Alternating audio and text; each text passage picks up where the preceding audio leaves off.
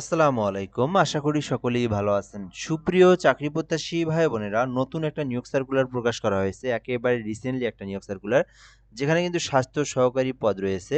তো আজকে আমরা এই সার্কুলারটা নিয়ে বিস্তারিত আলোচনা করব। এখানে পদের নাম দেওয়া রয়েছে, পদসংখ্যা, তারপরে হচ্ছে এখান থেকে গ্রেড, তারপরে বয়স, শিক্ষাগত যোগ্যতা, অভিজ্ঞতা সকল কিছুই দেওয়া আছে। তো আপনারা সম্পূর্ণ ভিডিওটা শেষ পর্যন্ত দেখবেন। তাহলে এই সার্কুলারটা সম্পর্কে সকল তথ্য আপনি জানতে পারবেন। শুধুমাত্র ধৈর্য সহকারে শেষ পর্যন্ত দেখবেন। এখানে কিন্তু অনেকগুলো পদসংখ্যা রয়েছে। স্বাস্থ্য সহকারী থেকে শুরু করে আদায়কারী, তারপরে হচ্ছে এখান থেকে বিল ক্লার্ক, রোড, তারপরে আপনার কম্পিউটার অপারেটর রয়েছে। তো এখানে আপনার শিক্ষাগত যোগ্যতা এবং অভিজ্ঞতা রয়েছে। তো আপনি আপনার শিক্ষাগত যোগ্যতা অনুযায়ী যে পদে ইচ্ছুক সেই পদে কিন্তু আপনি চাইলে আবেদন করতে পারবেন।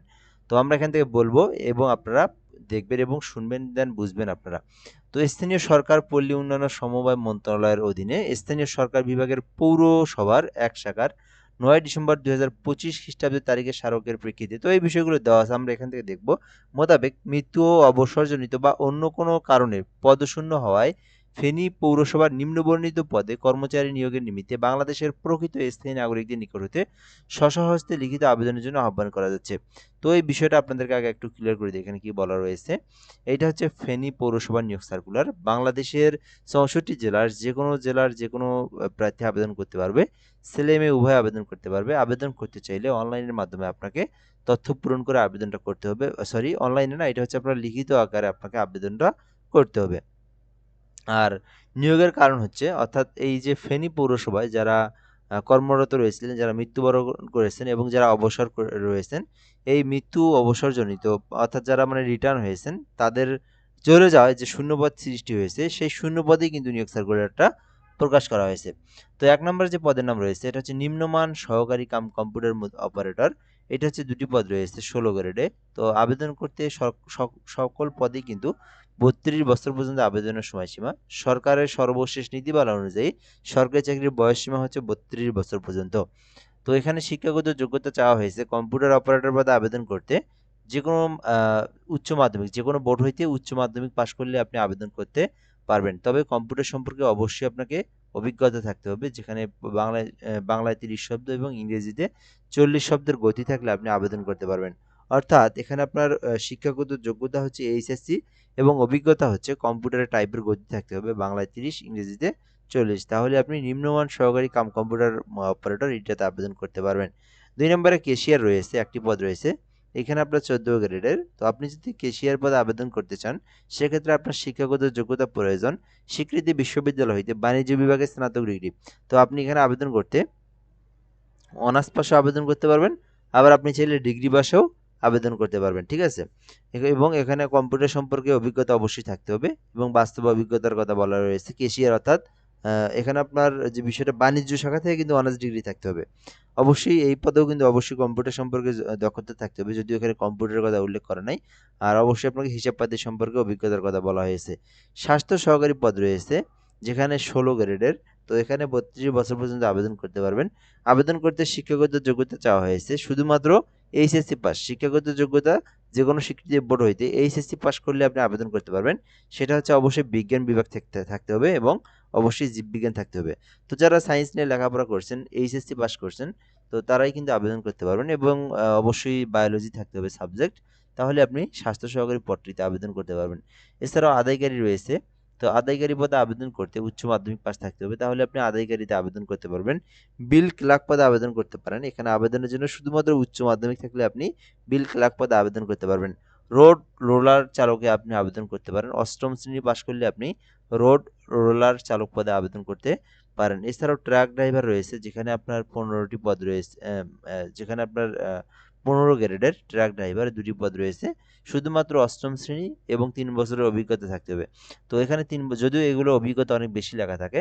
তো আপনারা যারা ৮ম শ্রেণী পাস করছেন এবং ড্রাইভিং কাজের যদি কোনো অভিজ্ঞতা থেকে থাকে, সেটা বাসাবাড়ির হোক, যেকোনো প্রতিষ্ঠানের হোক, যেকোনো জায়গার যেকোনো ড্রাইভিং করেন না কেন আপনি, ড্রাইভিং থাকলেই হইল।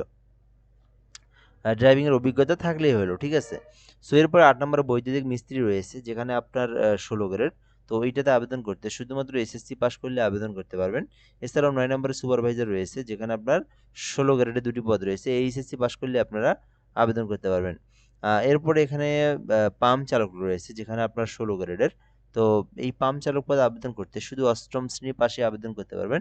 তবে 2 বছরের অভিজ্ঞতা থাকলে আপনি অগ্রাধিকার পাবেন। অর্থাৎ 2 বছরের অভিজ্ঞতা বলতে আপনারা যেকোনো জায়গায় যদি পাম্প অপারেটর পদে কাজ করে থাকেন সেক্ষেত্রে কিন্তু আপনারা আবেদন করতে পারবেন। টিকাদানকারী, ঠিক আছে? তো যারা আবেদন করতে চান শুধুমাত্র এসএসসি পাস করলে আবেদন করতে পারবেন। টিকাদান কাজে অবশ্যই আপনাকে অভিজ্ঞতা থাকলে অগ্রাধিকার দেওয়া হবে। এছাড়াও এগুলো সকল কাজে আপনাকে কিন্তু নিয়োগ দেওয়ার পরে আপনাকে কিন্তু প্রশিক্ষণ দেওয়া হয়।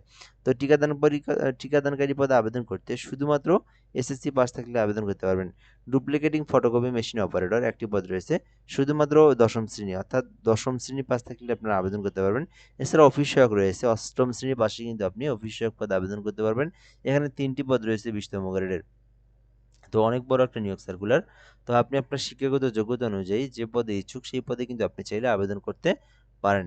আচ্ছা, এরপর আমরা দেখব আবেদনের জন্য যে বিষয়গুলো দেওয়া আছে। আবেদন করতে 30/3/2026 অর্থাৎ এই আবেদনটা কিন্তু মার্চ মাসের 30 তারিখ পর্যন্ত আপনারা করতে পারবেন। আর এখানে বলে দেওয়া আছে আবেদনের সময় অবশ্যই আবেদনের যে সিভি যেটা আরকি জীবন বৃত্তান্ত ওখানে প্রার্থীর নাম, পিতামাতার নাম, তারপর মাতার নাম, স্থায়ী এবং বর্তমান ঠিকানা, জন্ম তারিখ, এই যে এই তারিখের মধ্যে এই তারিখ থেকে এই তারিখ অর্থাৎ 22 তারিখ থেকে আবেদনটা শুরু হয়েছে যেটা কিন্তু 30 মার্চ পর্যন্ত চলমান থাকবে। এই সময়ের মধ্যে অফিস চলাকালীন সময়ের মধ্যে ডাকযোগে প্রশাসক ফেনী পৌরসভা বরাবর আবেদন করতে হবে। আমি আপনাদেরকে বিষয়টা আরো সুন্দর করে ক্লিয়ার করে দেই। এই আবেদনটা করতে এখানে আপনার ডকুমেন্টগুলো কি লাগবে বলে দেওয়া রয়েছে। এই ডকুমেন্টগুলো ফটোকপি করে আপনাকে একটা খামের মধ্যে নিয়ে আপনাকে 30শে মার্চের মধ্যেই আপনাকে ফেনী পৌরসভার কার্যালয়ে বরাবর আপনাকে পৌঁছাতে হবে।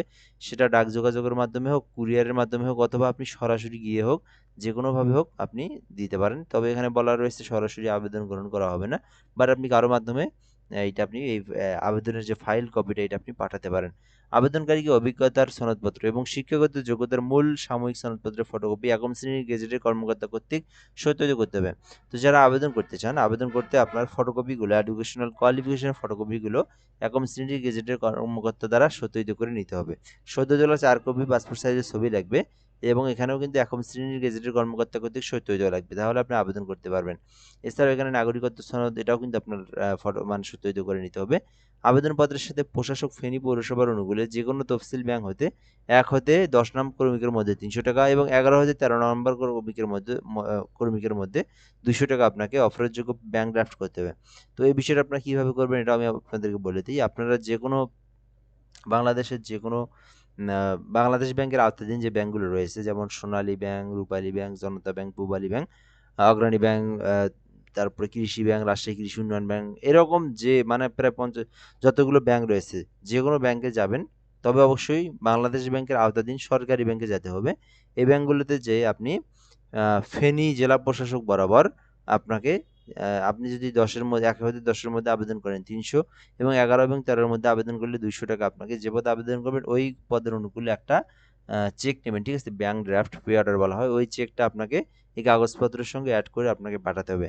বয়সের ক্ষেত্রে কোনো এফিডেভিট গ্রহণযোগ্য হবে না এবং একজন প্রার্থী একাধিক পদে আবেদন করতে পারবেন না। আবেদন করলে বাতিল বলে গণ্য হবে। সরকারি চাকরির বিধি মোতাবেক কোটা সংরক্ষণ করা হবে এবং আবেদনকারীকে খামের ওপর অবশ্যই স্পষ্টভাবে পদের নাম উল্লেখ করতে হবে।